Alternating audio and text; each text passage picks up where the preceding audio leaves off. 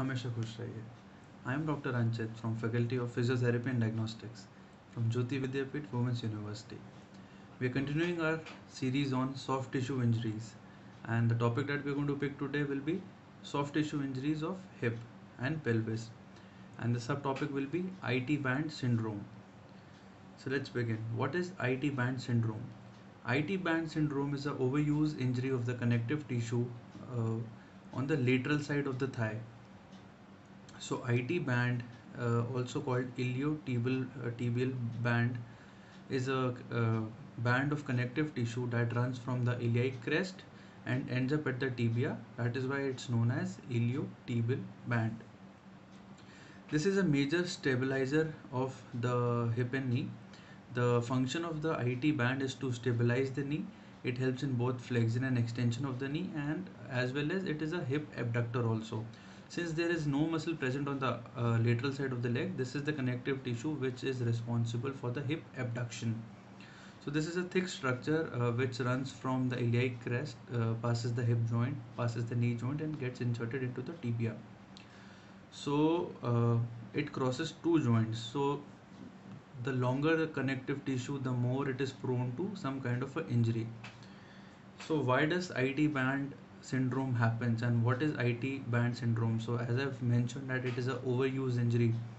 So what happens is near to its insertion, after it crosses the femoral condyle, lateral condyle, there is a constant rubbing which happens because of constant flexion and extension.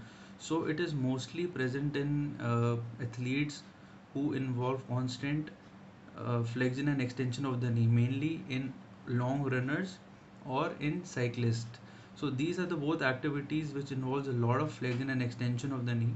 So since it is a major stabilizer, it is responsible for flexion as well as extension.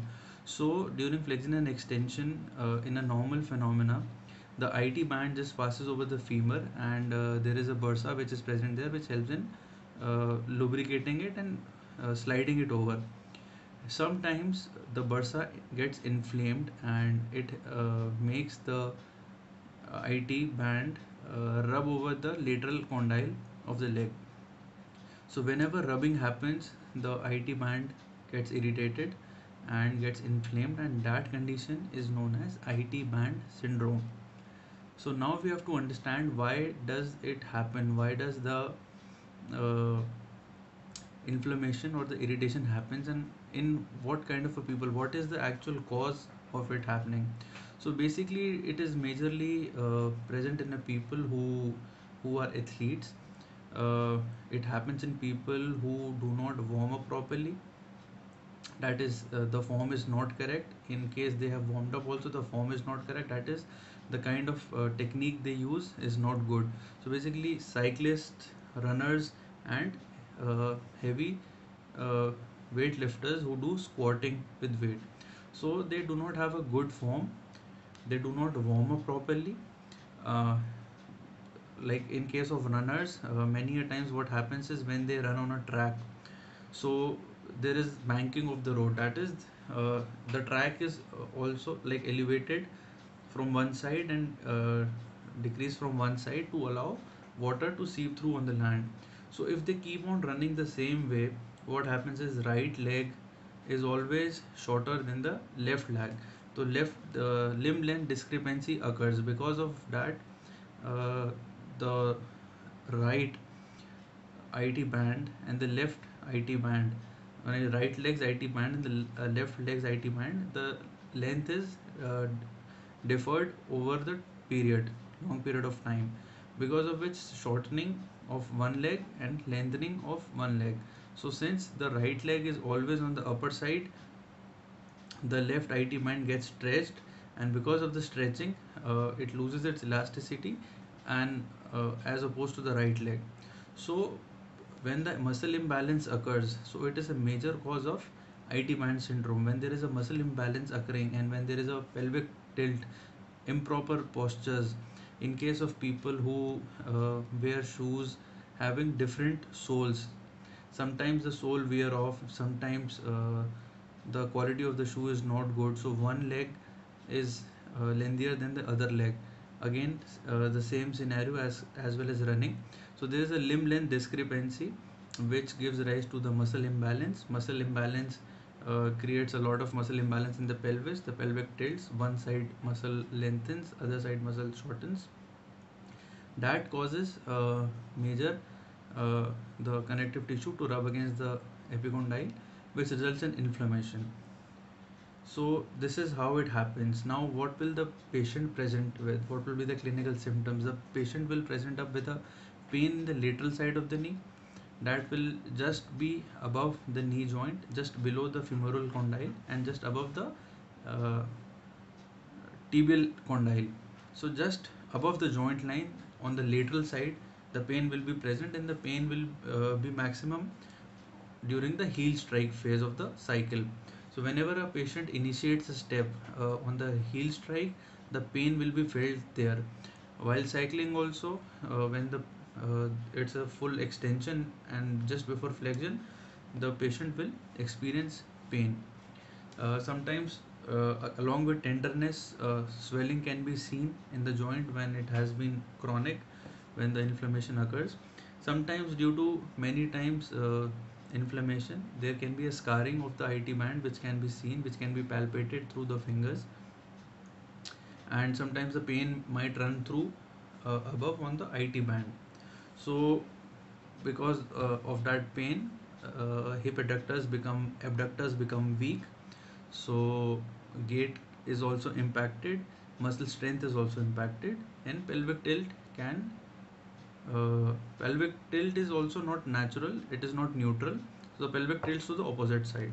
So now, these are the clinical symptoms that patient will present. Now, coming on to the treatment, what will the treatment be like? Medical treatment will to overcome the pain, the doctor will advise painkillers, NSAIDs, corticosteroid injections. Coming on to the therapeutic treatment, first of all, we have to figure out the reason of the uh, syndrome, what is causing. So we have to first assess. Before that, coming on to the special examination, how will we different examine that it is IT band syndrome or not? So there is a basic test. The patient will be asked to squat to about 60 to 70 degrees with his hands on top of shoulders of the therapist, so that he doesn't fall. While he's squatting down, the therapist will palpate the lateral side of the knees and will check for any crepitus or any popping sound, and simultaneously will put pressure on the lateral epicondyle. If there is a pain there or if there is a crepitus present, that means it's IT band syndrome. Also, the patient will be asked to abduct the leg, so and compare both the legs. So usually the affected leg, the degree of motion is decreased as compared to the unaffected leg. Tenderness is present on the affected leg on the lateral epicondyle. So this is the examination to see the patient, to confirm that it is IT band syndrome or not. Coming on to the rehab of the IT band syndrome, first we have to figure out the treatment, the cause of the IT band syndrome.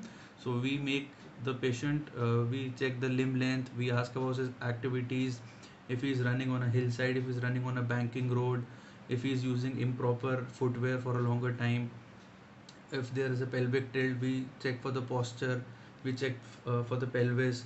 So once the problem has been figured out, IT band has to be stretched. So the basic funda is to stretch the IT band. The stretching of the IT band can be self also, can be with the help of therapist also, that is passive stretching, or dynamic stretching. For dynamic stretching, what the patient has to do is, while standing, he just has to cross the legs and bend towards one side, which will put pressure on IT band. I cannot just perform here, so if my e-notes will have a guideline of stretching. So stretching is very important. So stretching of IT band, simultaneously all the structures around it gets affected. So we have to stretch the glutes also, we have to stretch the hams also, we have to stretch the quads also. So basically, stretching of all the pelvic muscles, stretching of all the hip muscles, and then strengthening of all the hip muscles. So this is the rehab of IT band syndrome. We have to strengthen it, especially the abductors. adductors of the other leg, abductors of other leg, adductors of this leg, hip flexors, extensors, and the major treatment is to find out what is causing it and to eradicate that cause. So this was about IT band syndrome. I hope the things are clear. In case of any issue, you can just text me, put a comment below my video. Thank you so much. This video was brought to you by Jyoti Vidyapeeth Women's University, digital version 2.0. Thank you. Have a good day.